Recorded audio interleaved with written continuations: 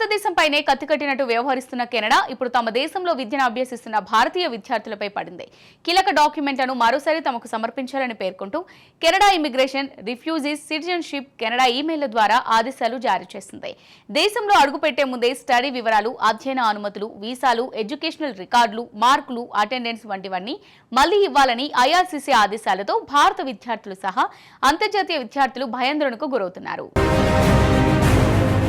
తమ కీలకమైన పత్రాలను మరోసారి సమర్పించాలని అధికారులు ఆదేశించడంతో కెనడాలో ఉన్నత విద్యను అభ్యసిస్తున్న భారతీయ విద్యార్థులు ఆందోళనకు గురవుతున్నారు. అంతర్జాతీయ విద్యార్థుల రాకను క్రమబద్ధం చేసేందుకు ఎస్డీఎస్ పేరిట తన ఫాస్ట్ ట్రాక్ స్టడీ వీసా ప్రోగ్రాంను ఐఆర్సీసీ ముగించింది. ఏం జరిగిందో గానీ కార్యక్రమం ముగిసిన తర్వాత అనూహ్య రీతిలో స్పందిస్తుంది. ఆర్థిక సహాయం కోసం దరఖాస్తు చేసుకునే విద్యార్థులకు అవసరమైన అర్హతలను కూడా కొద్దిగా కఠినతరం చేయనున్నట్టు కెనడా ఇప్పటికే ప్రకటించింది. గత వారం కూడా ఇటువంటి పరిణామాలు కొన్ని చోటు చేసుకున్నాయి. కెనడాలో విద్వేషపూరిత నేరాలు, నేరహింసలు పెరుగుతున్నాయి. ఇటీవల అనేక మంది విద్యార్థులు మరణించిన ఘటనపై భారత్ వెంటనే తీవ్రంగా స్పందించింది. భారతీయులను, ముఖ్యంగా విద్యార్థులను తీవ్ర జాగ్రత్తలు పాటించాలని కోరుతూ కొత్త సలహాను జారీ చేసింది. గత 2 వారాల్లో 3 భారతీయ విద్యార్థులు అసంబద్ధమైన సంఘటనలో మరణించారు. వీటిపై సమగ్ర దర్యాప్తు జరిపించాలని న్యూఢిల్లీ పిలుపునిచ్చింది. ఈ విషయాన్ని కెనడా అధికారుల వద్ద కూడా ప్రస్తావించామని విదేశాంగ మంత్రిత్వ శాఖ ప్రతినిధి రణ్ధీర్ తెలిపారు. ఒట్టావాలోని భారత హైకమిషన్ ఇతర నగరాల్లోని కాన్సులేట్లతో పాటు ఈ విషయంపై సమగ్ర విచారణ జరిగేలా స్థానిక అధికారులపై ఒత్తిడి పెంచుతూ చురుగ్గా వ్యవహరిస్తుంది. గత వారంలో మాకు దురదృష్టకరమైన విషాదాలున్నాయి. 3 భారతీయ విద్యార్థులు హత్యకు గురయ్యారు. కెనడాలో భారత జాతీయులను అతలాకుతలం చేసిన ఈ భయంకరమైన విషాదాల పట్ల మేము చింతిస్తున్నాము అని మీడియా సమావేశంలో ప్రకటించారు. దుఃఖంలో ఉన్న కుటుంబాలకు మేము మా ప్రగాఢ సానుభూతిని తెలియజేస్తున్నాము. టొరంటో, వాంకోవర్లోని మా హైకమిషన్ కాన్సులేట్లను ఈ విషయంలో సాధ్యమైనన్ని సహాయాన్ని అందిస్తున్నాయి అని విదేశాంగ మంత్రిత్వ శాఖ ప్రతినిధి తెలిపారు. కెనడాలో ప్రస్తుతం దాదాపు 4,20,000 మందికి పైగా భారతీయ విద్యార్థులున్నట్టు అధికార సమాచారం వెల్లడిస్తోంది. డిసెంబర్ మొదటి వారంలోనే 3 భారతీయ విద్యార్థులు ప్రాణాలు కోల్పోయారు. ఇందులో ఒక కేసు మొదట్లో అనుమానాస్పదమైనదని లేబుల్ చేయబడింది. డిసెంబర్ 1న పంజాబ్లోని లుధియానాకు చెందిన 22 ఏళ్ల గురాజ్ సింగ్ అనే పోస్ట్ గ్రాడ్యుయేట్ విద్యార్థి అంటారియాలో వారి ఇంటిలో తన రూమ్మేట్ చేతిలో దారుణ హత్యకు గురయ్యాడు.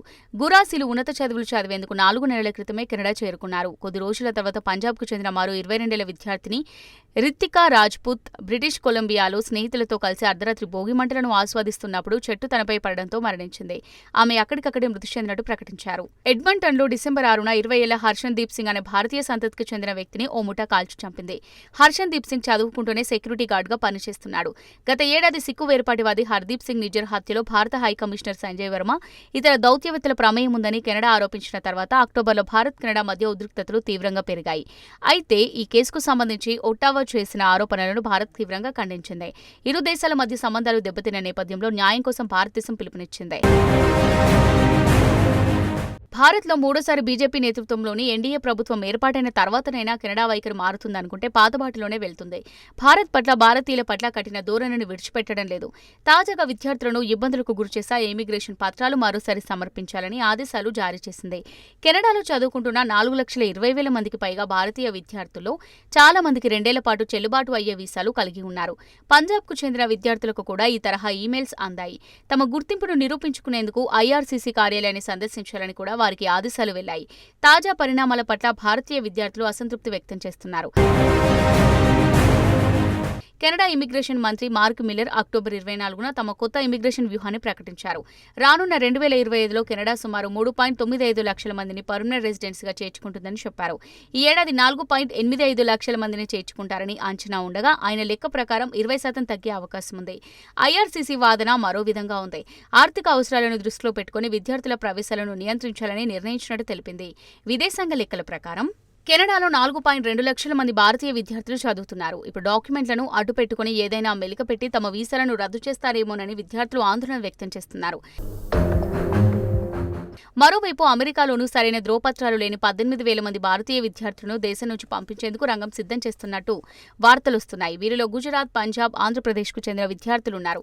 ఇమిగ్రేషన్ అధికారుల కథనం ప్రకారం ఈ ఏడాది నవంబర్ నాటికి 14.45 లక్షల మంది విద్యార్థులను అమెరికా నుంచి పంపేయాలని నిర్ణయించుకున్నారు. వీరిలో 17,940 మంది భారతీయ విద్యార్థులున్నారు. అగ్రరాజ్యం అమెరికాతో పాటు కెనడా సైతం భారతీయ విద్యార్థుల పట్ల కత్తికట్టినట్టు వ్యవహరిస్తుండడం కలకలం రేపుతోంది.